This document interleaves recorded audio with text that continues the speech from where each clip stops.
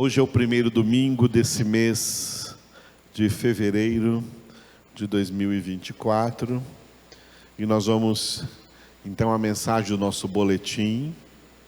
Se alguém não pegou ainda, né? Alguém dá um jeito de distribuir para todo mundo aí seu boletim de hoje, desse primeiro domingo, onde nós vamos começar o último capítulo de Efésios. Efésios, carta de Paulo aos Efésios, no capítulo 6. Mas hoje nós vamos ler apenas o primeiro versículo desse capítulo, porque esse é o versículo que nós chegamos hoje no nosso boletim. Aleluia! Louvamos ao Senhor porque nós temos aí no nosso aplicativo, nós temos aí no YouTube aulas ministradas, ensinamentos que foram ministrados já de toda essa carta de Paulo aos Efésios, do capítulo 1 ao capítulo 6, versículo por versículo. E além de termos feito esse trabalho no Senhor, que no Senhor não é em vão, a menos para aqueles que não recebem, é uma pena para eles, mas a palavra de Deus está sendo aqui ofertada em plenitude, em abundância. Além de termos visto a carta aos Efésios, toda quarta-feira, onde agora estamos vendo a carta aos Filipenses, vimos a carta aos Efésios. Nós estamos, desde antes da pandemia, ficamos na carta aos Efésios, e terminamos o ano passado, em junho do ano passado, e em agosto começamos Filipenses. Então, além do estudo que já demos de Efésios, de toda a epístola aos Efésios, nós estamos também já há um bom tempo ministrando versículo por versículo de Efésios no nosso boletim a cada primeiro domingo de cada mês. Então demora um pouco mais, isso vai se estendendo um pouco mais, mas olha só, de primeiro domingo em primeiro domingo, de mês em mês, nós já fomos de Efésios capítulo 1, versículo 1, até o final, o último versículo de Efésios capítulo 5. Até o capítulo 5. Hoje começamos o capítulo 6, versículo de número 1. Glória a Deus. Versículo de número 1. E vocês têm aí no nosso slide de hoje. No nosso slide, o tema principal é, repita, justa obediência. Esse tema principal, e não está no boletim. No boletim tem um título principal e um subtítulo. O tema principal é esse aqui que vocês estão vendo, diga, justa obediência. Alguém poderia perguntar, mas existe obediência que não seja justa? Existe. Quando alguém lhe ordena a fazer alguma coisa que não é de Deus. Filhos devem desobedecer os pais. Quando os pais ordenam os filhos fazerem alguma coisa que não é da vontade de Deus, que Deus não quer. Nós não temos que obedecer nenhuma autoridade que nos mande fazer alguma coisa que Deus não quer, que não é plano de Deus, que não é vontade de Deus, que não faz parte da santidade da palavra de Deus. E se obedecermos, seria uma obediência injusta. Ok? Então, o que a palavra de Deus traz aqui para nós é uma justa obediência. Ok? Justa obediência. E o que Paulo chama aqui de justa obediência, então você tem no nosso boletim o título principal, diga, obediência aos pais. A obediência aos pais dos filhos aos pais é uma obediência justa. Por quê? Porque Deus instituiu a família dentro ainda de outros propósitos, um dos propósitos da família é que os filhos aprendam, na obediência aos pais, a obedecer a Deus. Amém? Porque os pais não podem salvar os filhos, só Deus pode. Os pais não são salvadores dos filhos, Jesus é o único salvador. Então, a didática familiar dos filhos terem que aprender a obedecer aos pais se projeta para a obediência a Deus. Amém? Mas a obediência aos pais tem que ser obediência justa, ou seja, os pais não têm nenhum direito de mandar ou ordenar seus filhos a fazerem alguma coisa que é contrária à vontade de Deus, à santidade de Deus ou à palavra de Deus. Eu fiz isso porque meu pai mandou. Não, você não tem que obedecer. Se o seu pai mandou você fazer uma coisa errada, você não tem que obedecer, está livre de obedecer. A sua mãe mandou fazer uma coisa errada, não obedeça, desobedeça a sua mãe. A desobediência aí vai ser justa. Os filhos devem obedecer aos pais, mas os pais têm que obedecer a Deus. Os filhos têm que obedecer aos pais, mas os pais têm que obedecer a Deus. Não esperem pais que desobedecem a Deus, que os filhos os obedeçam. Porque isso é injustiça. O que é justo é que todos obedeçam a Deus, pais e filhos. Amém? Subtítulo, diga: justiça gera obediência. Estaria faltando aqui, um adjetivo. Justiça gera justa obediência. Só para não ficar assim muito forte. Justiça, justa. A justiça de Deus, que eu tenho explicado aqui, a justiça de Deus é a sua santidade. Deus é santo porque Deus é justo. Justiça é santidade.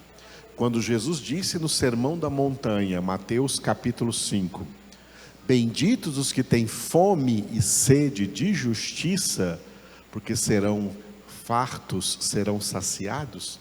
É os que têm fome e sede de santidade, os que têm fome e sede de ser santos. Glória a Deus. Então, justiça é santidade, e a santidade significa ser santos, significa ser obedientes a Deus e obedientes a tudo o que Deus estabeleceu como lei. Vimos hoje de manhã a palavra de Deus como lei aqui na sua palavra. O que Deus nos mandou fazer, tudo quanto Jesus nos mandou fazer, não são leis questionáveis. São leis inquestionáveis. Não é para questionar. São leis incondicionais. Não é para impor condições. Eu obedeço se acontecer isso, se o Senhor fizer isso. Não. É incondicional. A palavra de Deus exige obediência incondicional, inquestionável, irrestrita. Total obediência. Na obra da salvação, o que Deus está fazendo, o que Deus está formando, são filhos e filhas obedientes. Desobediência nenhuma entrará nos portais da glória na Nova Jerusalém. Porque Jesus voltou ao céu e foi recebido no céu, porque enquanto estava na terra, foi obediente em tudo ao Pai, até a morte, e morte de cruz. E aí está escrito em Filipenses 2: por isso Deus o exaltou sobremaneira e lhe deu o nome que está acima de todo nome, para que ao nome de Jesus se dobre todo joelho no céu, na terra e debaixo da terra, e toda língua confesse, para a glória de Deus Pai, que Jesus Cristo é o Senhor. Porque o diabo treme diante de Jesus, porque o diabo quis se rebelar, quis ser desobediente. Não há lugar no céu para desobedientes. Por isso, Apocalipse 12 está escrito: não houve mais no céu lugar para ele. Foi expulso do céu o diabo e os seus anjos. E o seu destino é lago de fogo e de enxofre, e juntamente com eles, todos os desobedientes. Deus mandou obedecer, é para obedecer. Custe o que custar, doa o que doer, é para obedecer. Assim como a desobediência é punida, a justa obediência é recompensada. E nós recebemos recompensas tanto na terra, como também receberemos na glória. Decore essa frase bem pequenininha: quem obedece a Deus nunca erra. Bom, não falei para vocês repetir, não, só para decorar, mas tá bom que repetir já foi muito bom. Quem obedece a Deus, irmãos, nunca erra. Todo erro que você já cometeu na sua vida foi porque desobedeceu. E aí tem consequências que são sofrimentos que poderiam ter sido evitados. Jó era um homem obediente, por isso o próprio Deus deu testemunho de Jó para o diabo. E aí, Satanás, você observou o meu servo Jó? Porque não existe na terra ninguém igual a ele. Homem justo, reto, temente a Deus e que se desvia do mal. 4 qualidades de Jó: homem justo, reto, temente a Deus e que se desvia do mal. Esse é o Jó. Por isso Jó não sofreu sofrimentos evitáveis, porque ele os evitava muito bem, porque ele se desviava do mal. Ele sofreu sofrimentos inevitáveis, porque aqueles sofrimentos de Jó eram plano de Deus, tanto para ele como para nós. E para nós, Jó sofreu, sabe por quê? Para que a nossa Bíblia não tivesse 65 livros, tivesse 66 livros. Os 42 capítulos do livro de Jó é palavra de Deus que foi revelada em meio ao sofrimento do seu servo, mas foi recompensado por isso, tanto na terra como depois. Agora ele está no paraíso. Obediência é bênção. Não existe bênção fora da obediência. Fora da obediência existe maldição. E por isso nós temos na Bíblia o Deuteronômio 28.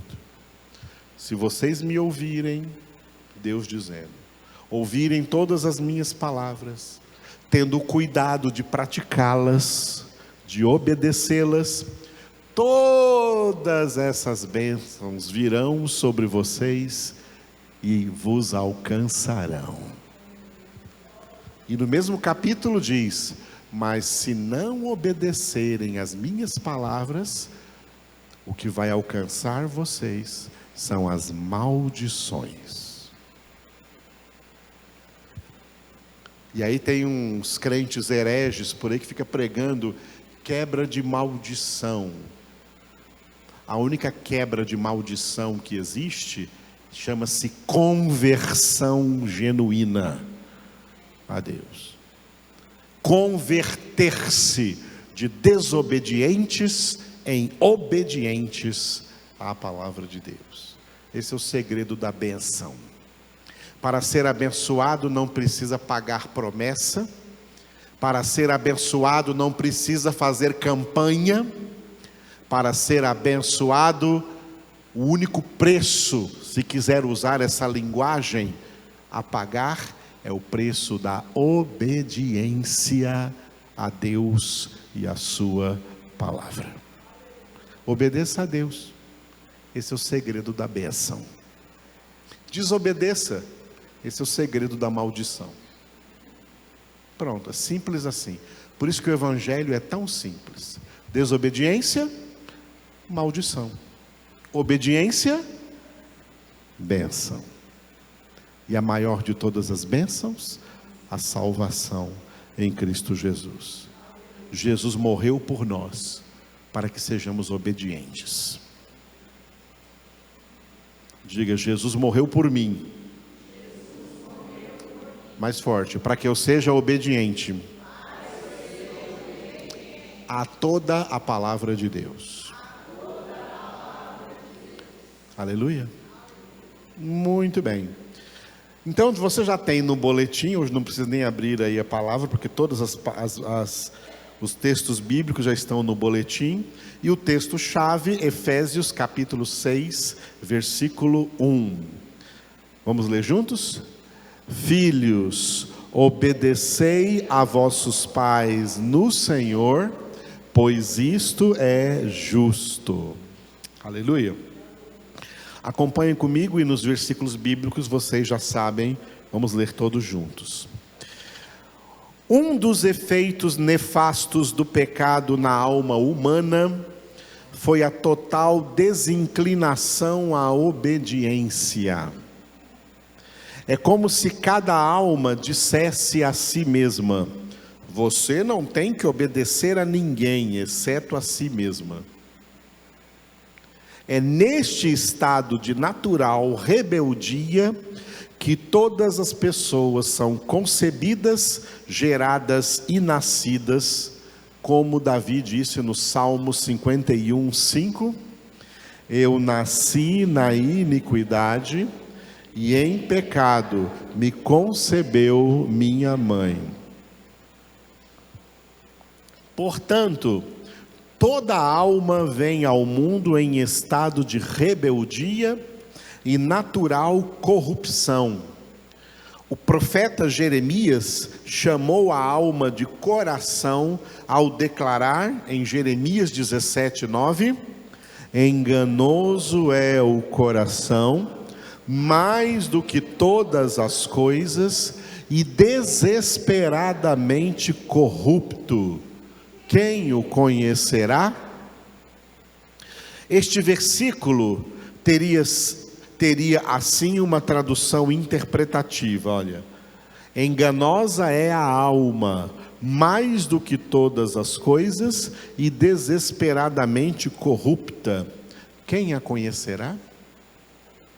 Esta é uma declaração alarmante acerca da realidade de toda a alma humana. Toda a alma humana é corrupta.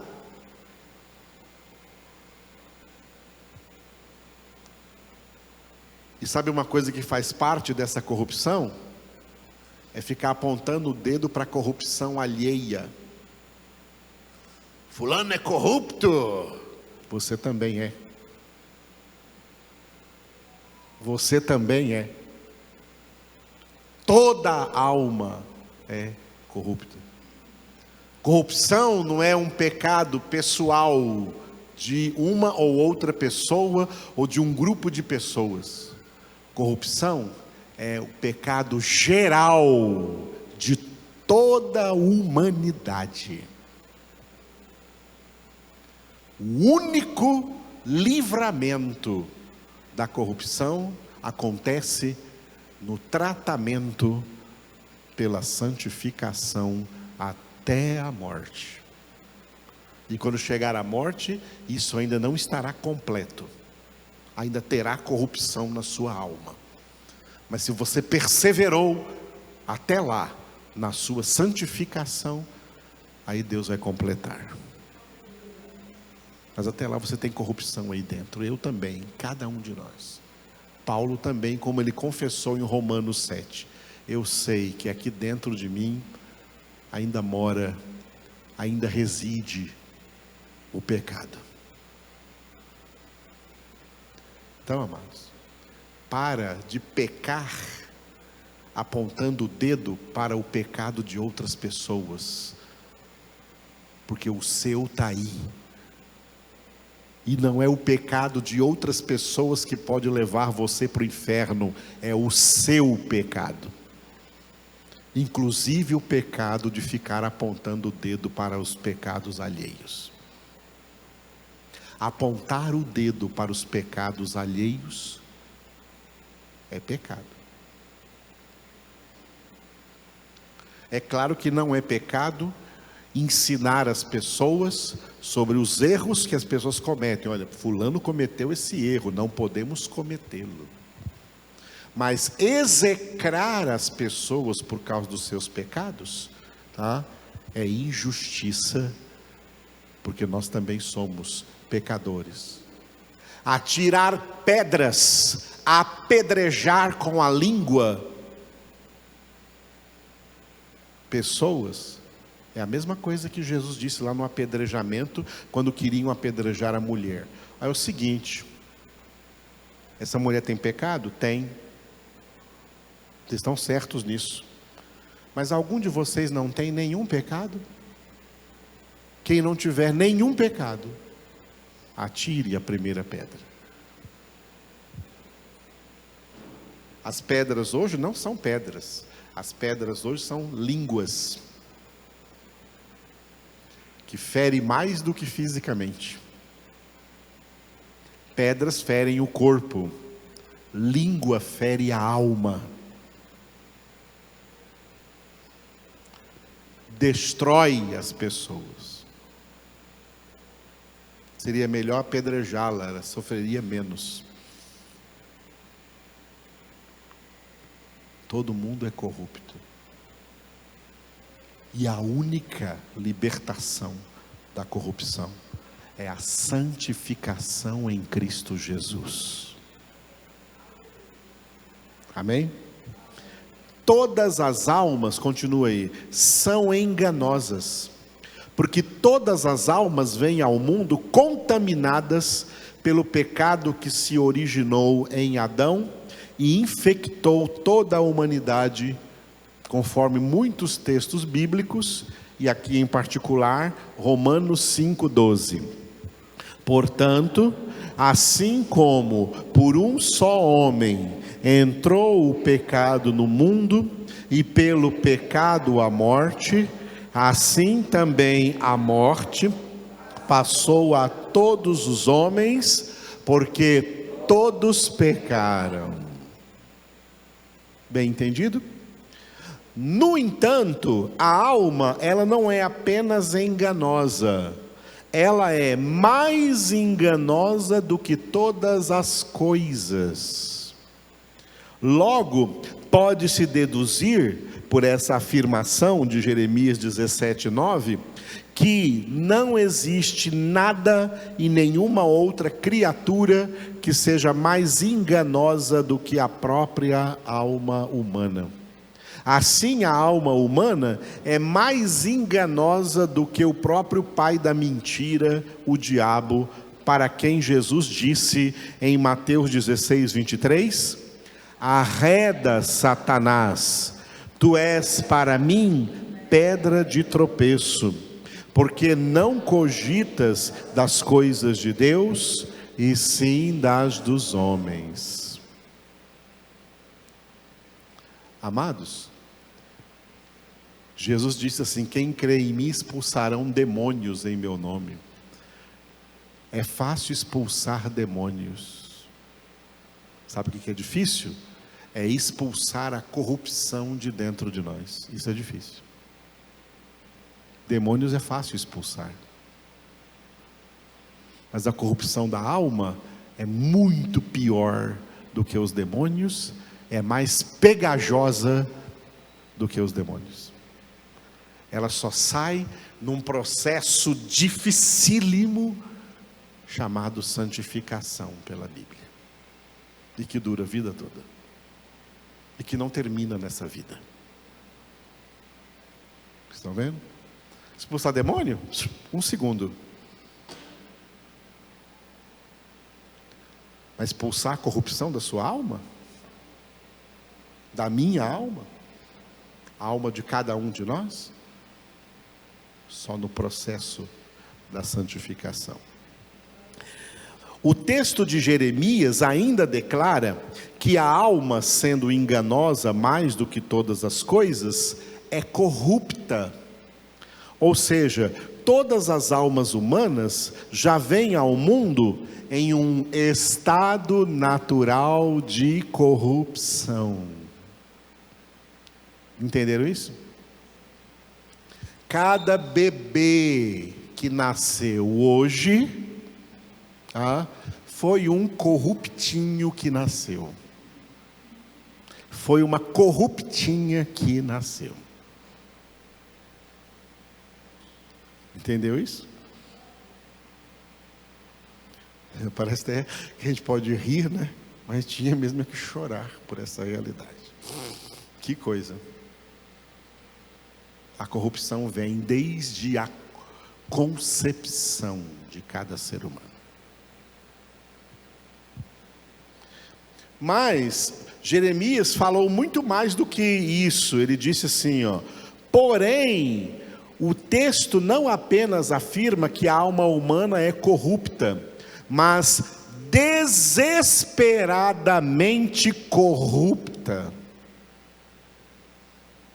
A corrupção natural da alma se compõe no mínimo de 3 fatores.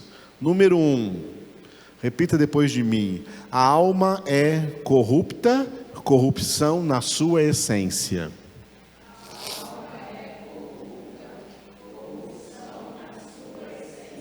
Então a alma, número 1, a alma é natural e essencialmente corrupta. A corrupção não está apenas naquilo que as pessoas fazem, mas está aqui no que as pessoas são. Não é o que alguém faz que prova que ele é corrupto, é o que ele é.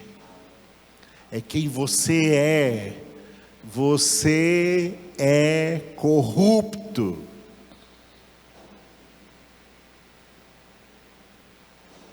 Sabia disso? Que coisa, hein? Às vezes a gente está reunido assim em oração e fala assim: diga para o seu irmão, você é uma bênção. Diga para o seu irmão, você é muito amado. Diga para o seu irmão, você é um corrupto.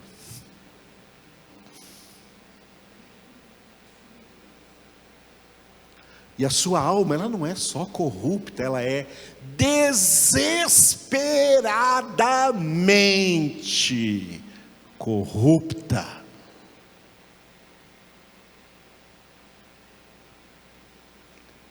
Na sua essência e por natureza, já é concebido, gerado e nascidos corruptos, sem ter feito nada de corrupção na prática, mas é corrupto na essência.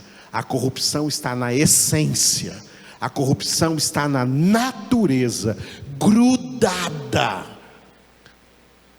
entremeada, traspassando a natureza humana, está no DNA humano, está nas células da existência humana. Como é que tira isso daí, irmãos? Só Deus. Só Deus. Esse é o verdadeiro milagre. Nos tornar na imagem de Jesus, o único homem sem nenhuma corrupção desde a sua concepção. Só um milagre de Deus. E esse milagre se chama santificação. Número 2. Além de corrupta, a alma é, diga, corruptível. O que significa corruptível? Significa que a corrupção da alma não é estática, mas dinâmica. É uma corrupção que possui a tendência de aumentar e se desenvolver com o tempo. A alma humana vai criando esquemas para que a sua corrupção passe despercebida. Ninguém perceba, mas está sendo corrupta. Ela vai crescendo, ela vai aprendendo a se corromper cada dia mais. Por isso que ela é corruptível. Olha só, são duas forças. São duas forças. Se você entrar num rio que tem uma grande correnteza, a primeira força é a força da correnteza do rio. A correnteza do rio é natural, representa a força natural. Você nesse rio, o que acontece é levado por essa correnteza. A única forma de você não ser levado por essa correnteza é você aplicar, empregar uma força contrária à força natural do rio e nadar contra a correnteza. Nadar contra a correnteza é a santificação. Porque a correnteza do rio de corrupção da sua alma vai te levar para o inferno. O céu é para o outro lado. Você tem que nadar contra a correnteza. Por isso que eu falo que a santificação é a obra mais difícil que nós temos que fazer. Mas o Senhor fortalece os seus. O Senhor dá músculos espirituais para nadarmos contra a correnteza. Para lutar contra a própria natureza. Natureza corrupta. Porque quem não nada contra a correnteza leva. E quem está nadando contra a correnteza e cansa e desanima e para, a correnteza leva e tudo que ele conseguiu nadar, ele perde de novo. Perde toda aquela distância de novo. Aquele que perseverar até o fim, esse será salvo. Número 3, olha. Número 1, a alma é corrupta por natureza. Número 2, a alma é corruptível, a tendência de desenvolver mais essa corrupção. E número 3, diga, a alma é corruptora. O que significa isso? A corrupção da alma possui a tendência de influenciar outras pessoas na mesma corrupção. Ela influencia outros. Ela corrompe os ambientes, corrompe os lugares, corrompe as amizades, corrompe as influências, influencia os outros com a sua corrupção. A corrupção faz guetos, faz partidos, faz facções. Alguém conseguiu influenciar outros com a sua corrupção, esse grupo fica todo corrompido. A alma é corruptora. Tá? É nessa corrupção natural da alma que todos os seres humanos vêm ao mundo em estado de natural rebeldia contra toda espécie de obediência. Foi por essa razão que o Senhor Jesus invalidou o primeiro nascimento para a salvação, conforme ele disse a Nicodemos em João 3:3. A isto respondeu Jesus: em verdade te digo, se alguém não nascer de novo, não pode ver o reino de Deus. Com isso, Jesus invalidou o primeiro nascimento para a salvação. Tá? Invalidou o primeiro nascimento. Quando eu falo isso, muita gente vem perguntar para mim: mas e os bebês que morrem? Como fica o caso deles? Sabe como eu respondo? Se você morrer hoje, como fica o seu caso? Está preocupado com os bebês e você? Sem santificação, ninguém verá o Senhor. Ninguém é ninguém, não importa a idade. Por isso, Jesus Cristo, Filho de Deus, invalidou o primeiro nascimento para a salvação. Quem não nascer de novo, não pode ver o reino de Deus. O que nasceu da carne é carne. O que nasceu do Espírito é Espírito. Aleluia. O que Jesus chamou de nascer de novo é a genuína conversão de um pecador. A conversão é uma mudança essencial do estado natural de desobediência para o estado espiritual de obediência. E olha só os pais aí, não há outra maneira de ensinar a obediência a quem quer que seja, especialmente aos próprios filhos. Lutar contra a tendência natural da desobediência dos filhos é quase que uma luta inútil.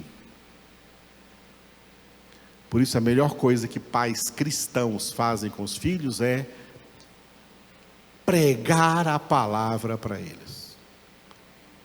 Pregar a palavra para eles. Isso vai ser dito aqui agora, no finalzinho desse boletim. Continua lendo comigo aí, continua me acompanhando aí. Existe uma obediência falsa, atenção, hein? Existe uma obediência falsa, é uma obediência baseada em algum tipo de conveniência, pressão ou premiação. Obedecer por conveniência ou por pressão, ou porque vai ganhar um prêmio, ou porque vai ser recompensado, pensando no prêmio que vai ganhar. Geralmente é assim que os pais educam os filhos: ó, se você fizer isso, eu te dou aquilo. Essa obediência, ela é falsa. Se ele obedece porque está interessado no prêmio que vai ganhar, essa obediência é falsa. Se ele obedece só porque foi pressionado e ficou sem saída, então está obedecendo por pressão, ela também é falsa. Se obedece porque é conveniente obedecer, se eu não obedecer eu vou levar a pior, então por causa da conveniência, essa obediência é falsa. Vamos ver por quê, ó. Diante desses elementos, as pessoas aparentemente se sujeitam a obedecer por interesse próprio. Mas essa obediência falsa é apenas mais uma das manifestações da corrupção natural da alma. A alma é corrupta até quando aparentemente está obedecendo. É por interesse. A obediência que Deus quer dos seus filhos é por amor. É por amor. Deus não quer outra obediência. A verdadeira obediência somente se torna possível a partir da real conversão, seguida do processo de santificação, que se define por um constante aprendizado da obediência. Obediência é algo a se aprender. Repita essa frase, por favor.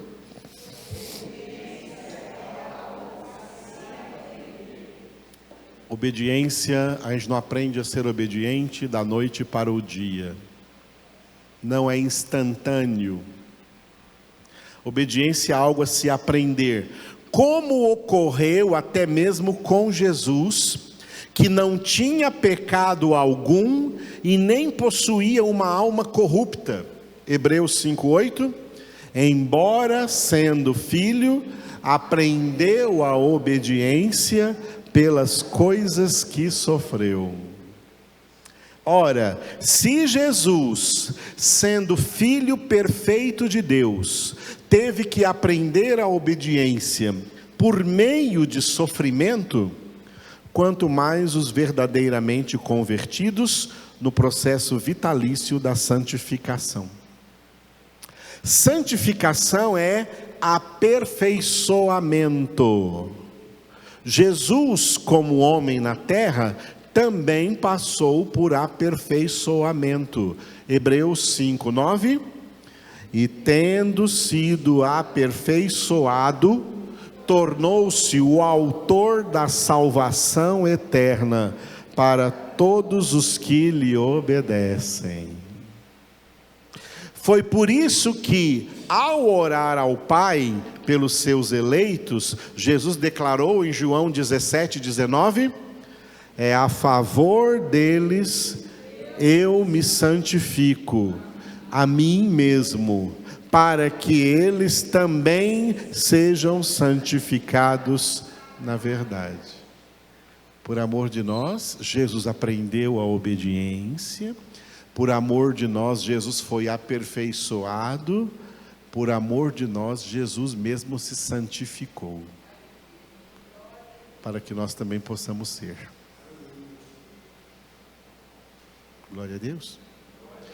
Jesus teve que passar por aprendizado da obediência, teve que passar por aperfeiçoamento e teve que passar pelo processo de santificação, não tendo pecado, não tendo uma alma corrupta. E nós, hein, irmãos? Misericórdia, dá vontade de chorar.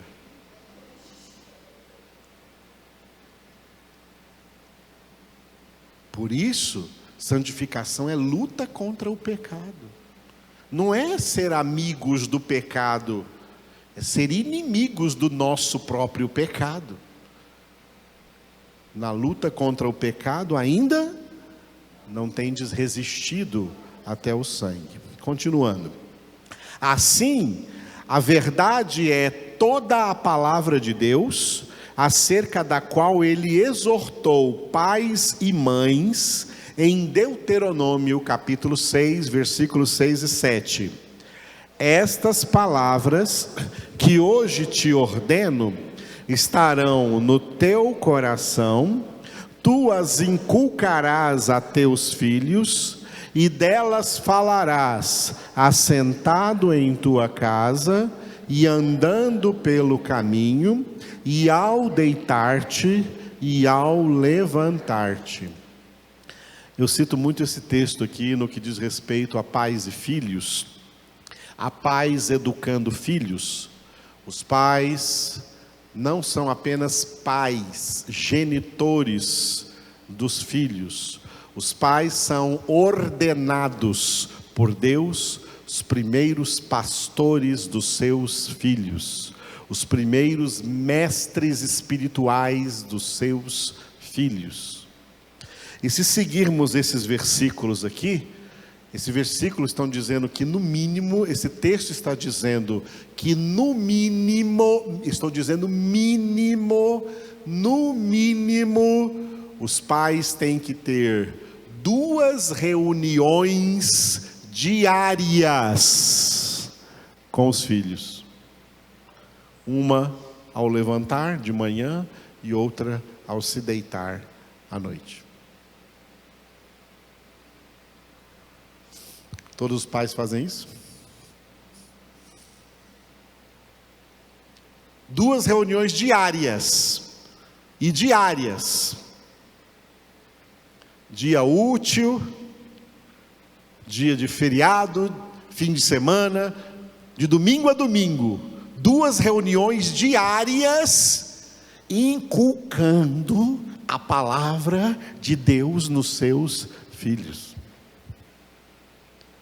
Tem gente que acha isso demais, mas interessante, não acha demais seus filhos ficar nas telas. Não acha demais seus filhos passar horas no tablet, horas no celular, horas no videogame, horas na rede social, horas vendo filme, desenho. Isso é normal. Mas sentar com eles 2 vezes ao dia para ensinar a palavra, aí isso é muita coisa que ninguém faz, que ninguém dá conta de fazer. Sabe o que significa isso? Que quem está educando e pastoreando os seus filhos é um pastor maligno chamado Satanás, e não vocês. Vocês já perderam seus filhos para o diabo, por estarem desobedecendo o que Deus manda aqui. E essa palavra mandada em Deuteronômio vale para todos nós na nova aliança. Ensinar a palavra de Deus aos seus filhos. Esses filhos foram dados a esses pais para serem ensinados na palavra de Deus. Vamos dar uma olhada aqui, nessa palavra inculcarás. A expressão do texto hebraico original, que foi traduzida por inculcarás, na verdade repetirás várias vezes. No lugar de inculcarás, repetirás várias vezes. Assim, uma melhor tradução seria, vamos ler juntos? Estas palavras que hoje te ordeno estarão no teu coração, tu as repetirás várias vezes a teus filhos, e delas falarás, assentado em tua casa, e andando pelo caminho, e ao deitar-te, e ao levantar-te. Diga, tu as repetirás várias vezes.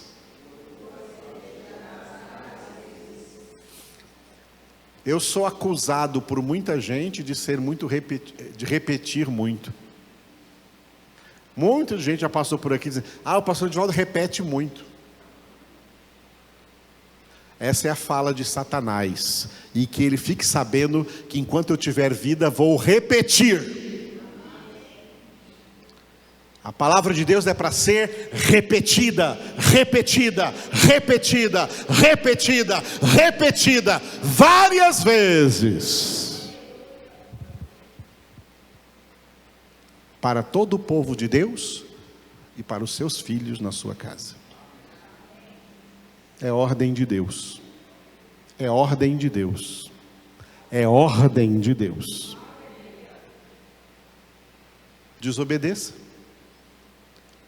E você coopera para a destruição da sua própria casa, do seu casamento, da sua família, dos seus filhos. Obedeça, e a sua casa é edificada sobre a rocha, e você pode dizer, como Josué, eu e minha casa serviremos ao Senhor. Os filhos devem ser ensinados na palavra de Deus pelos pais desde a mais tenra idade. Provérbios 22:6. Ensina a criança no caminho em que deve andar, e ainda quando for velho, não se desviará dele. Glória a Deus. A maior responsabilidade dos pais não é dar comida, nem roupa, nem educação social,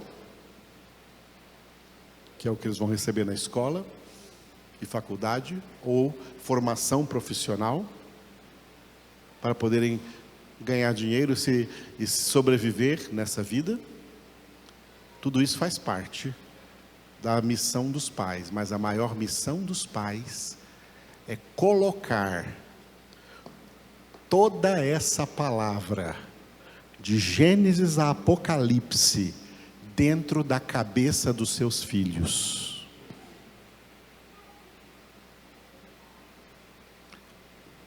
E isso, de preferência, ainda antes que casem. Essa palavra tem que estar dentro da cabeça deles. É obrigação dos pais, essa é a missão que Deus deu aos pais. Muitos pais, vamos encerrar o boletim assim, ó. Muitos pais erram ao querer que seus filhos meramente os obedeçam. O caminho certo é ensinar seus filhos a obedecerem a Deus, porque ao obedecerem a Deus, eles também os obedecerão, porque essa é a palavra de Deus que nós estamos meditando em Efésios 6:1. Filhos, obedecei a vossos pais no Senhor, pois isto é justo. Os filhos que são ordenados aqui a obedecerem seus pais, isso é justo, porque esses pais, o pai e a mãe de cada um desses filhos, são pessoas de Deus, que tem a palavra dentro deles e que está trabalhando para transmitir essa palavra aos seus filhos. Glória a Deus. Acho que eu nunca vi um filho diante da morte dos pais dizer assim, eu nunca vi um filho diante da morte dos pais dizer assim, olha, a maior herança que meus pais me deixaram foi a palavra de Deus. Os pais morrem e os filhos querem a herança, casa, carros, bens, dinheiro, seguros.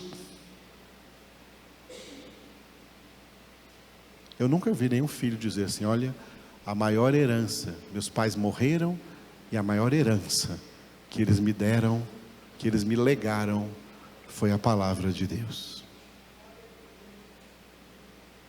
Essa é a maior herança que podemos deixar para os filhos.